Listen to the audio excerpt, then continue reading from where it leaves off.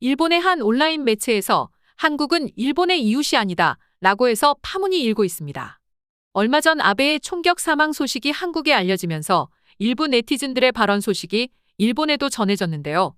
많은 한국인들이 아베의 명복을 빌지만 그의 죽음을 좋아하는 국민이 있다는 것에 분노한 듯합니다. 아베 전 총리의 명복을 비는 한국인들도 물론 많이 있다. 하지만 그의 죽음을 좋아하는 국민이 있는 게 현실이다. 라고 밝히면서 일본인은 이번 한국의 반응을 기억해야 한다. 많은 한국인에게는 일본과 일본인을 진심으로 걱정하고 돌보는 마음이 없다. 우리는 동일본 대지진 때에도 같은 경험을 했을 것이다. 한국이 한일 관계 개선을 바라는 것은 한국에게 이익이기 때문이다. 일본이 곤란했을 때 그들은 진심으로 걱정하고 손 내밀지 않는다. 라고 했습니다. 앞서 많은 한국인들이 명복을 빈다고 했지만 일부 한국인들의 발언에 대해 한국의 반응을 기억해야 한다고 한 점. 동일본 대지진 때 한국의 구호물자가 어떻게 들어갔는지에 대해 글쓴이가 제대로 모른다는 점. 이런 점들로 보면 애초에 일본은 한국과 잘 지낼 생각이 없었던 것으로 보여지고 있습니다. 국내 언론에도 소개된 아베 사망 소식에 대한 중국 반응은 굉장하다고 생각되는데요. 그의 죽음을 축하한다는 글이 쇄도하고 있는 현실입니다. 한 네티즌은 중일전쟁의 계기가 된 7월 7일 노구교 사건을 언급하며 총격 사건이 8일이 아니라 7일에 일어났어야 했다라고 주장했고 수많은 찬성 댓글이 달리고 있는 상황이죠. 웨이보에 약 640만 명 팔로워를 보유한 구얀무차는 미안하지만 평범한 중국인들은 아베를 동정하지 않는다면서 중국의 적대적이었던 정치인의 사망 소식에 행복해하는 것은 지극히 정상적인 반응이라는 글을 남겼습니다. 그리고 아베 사망에 관련된 수많은 댓글들이 달렸는데요. 전에 야스쿠니 신사 가서 참배하더니 누울 자리 보러 간 거였구나. 염라대왕이 하루 늦게 왔네. 근심거리를 한숨 놓았네. 너희 너무한다. 아무리 그래도 한 사람 목숨인데 아직도 열기 넘치게 토론하네. 파티 안 해? 음식 다 식는다. 어떻게 다들 남의 재앙을 보고 기뻐할 수가 있어? 나같이 평화를 사랑하는 사람은 조금도 기뻐할 수가 없어.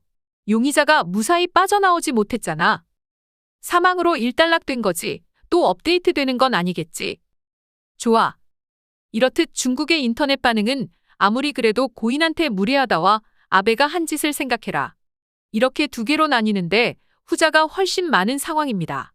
중국이 아베의 사망을 반기는 것은 그가 일본 극우 세력의 상징이기 때문이죠. 2차 세계대전을 일으킨 일본이 아베 시절 일본의 재무장, 군비 증강 같은 헌법 개정을 밀어붙인 게 계기가 되었다는 것은 누구나 알 법한 내용인데 정작 일본인들은 한국의 일부 댓글에 너무 속좁게 반응하고 있는 것이죠. 중국은 아베 사망 이후 그야말로 축제 분위기를 연출하고 있을 정도입니다. 아베 죽음 축하 3일간 밀크티 1+1 행사. 아베 암살을 축하하기 위해 모든 손님에게 맥주 추가 제공. 주말 3일간 모든 손님에게 40% 할인 행사를 진행하겠다. 다만 중국과 다르게 대만은 대만의 친구 아베 고마웠어. 대만을 지지해줘서 고마웠어.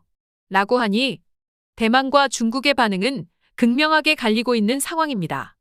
이렇듯 중국에는 한마디도 못하고 이번에도 만만한 한국만 걸고 넘어지고 있는 것입니다.